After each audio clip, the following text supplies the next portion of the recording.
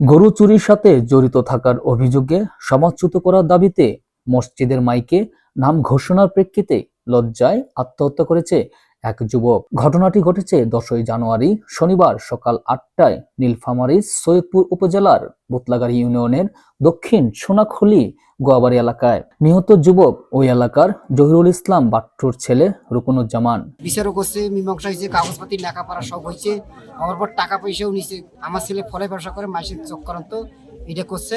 এখন সকালবেলায় 6:30টার দিন মাইকিং করছে, উল্লেখ করে মাইকিং করছে, করার পর আমার ছেলে শুনিয়া মারা গেছে। আর আমি বিচার চাই। তিনি পেশায় একজন ফেরি করে ফল বিক্রেতা ও 2 সন্তানের জনক। খবর পেয়ে পুলিশ ঘটনাস্থল থেকে লাশ উদ্ধার করে থানায় নিয়ে এসেছে। ঘটনাটি এলাকায় ব্যাপক চাঞ্চল্যের সৃষ্টি করেছে।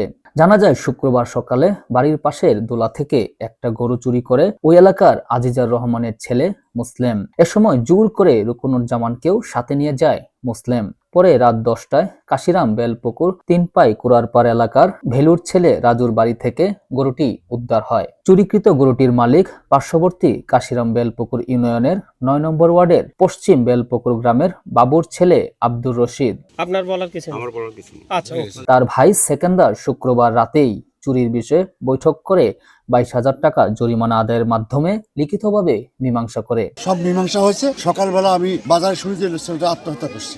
তখন আমি তড়িৎ গতিতে আমি ছেলেটাকে তার বাড়িতে আসি শুনলাম কি হয়েছে, যে রাতে রশিদ সকালবেলা মাইকিং করছে।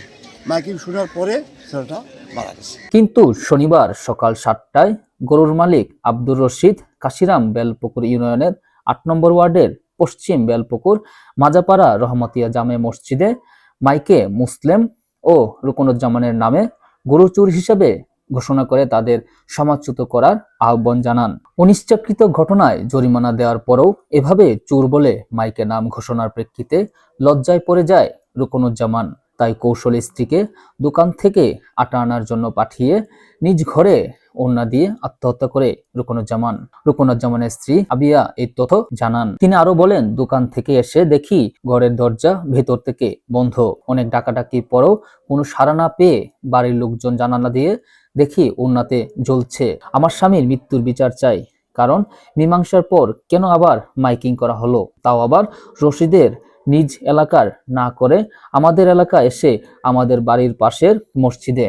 এটা আত্মহত্যা নয়, বরং অপবাদ দিয়ে প্ররোচনার মাধ্যমে হত্যা করা হয়েছে। রুকনুজ্জামানের বোন নিতুন বলেন, আমার ভাইকে মুসলিম জোর করে নিয়ে গিয়ে চুরি করে। এই ঘটনার তদন্ত কর্মকর্তা সৈয়দপুর থানার এসআই বেলাল হোসেন বলেন, লাশ উদ্ধার করা হয়েছে। সুরতাল রিপোর্ট, প্রাথমিকভাবে আঘাতের কোনো চিহ্ন পাওয়া যায়নি। যে রুকনুজ্জামান সে তার স্ত্রীর এই ওড়না দিয়ে গলায় ফাঁস লাগিয়ে আত্মহত্যা করে। তা আইনগত কাজ প্রক্রিয়াধীন আছে, আমরা তদন্ত সাপেক্ষে আইনগত ব্যবস্থা গ্রহণ করব। লাশ ময়না তদন্তের জন্য নীলফামারী জেনারেল হাসপাতালে মর্গে পাঠানো হবে।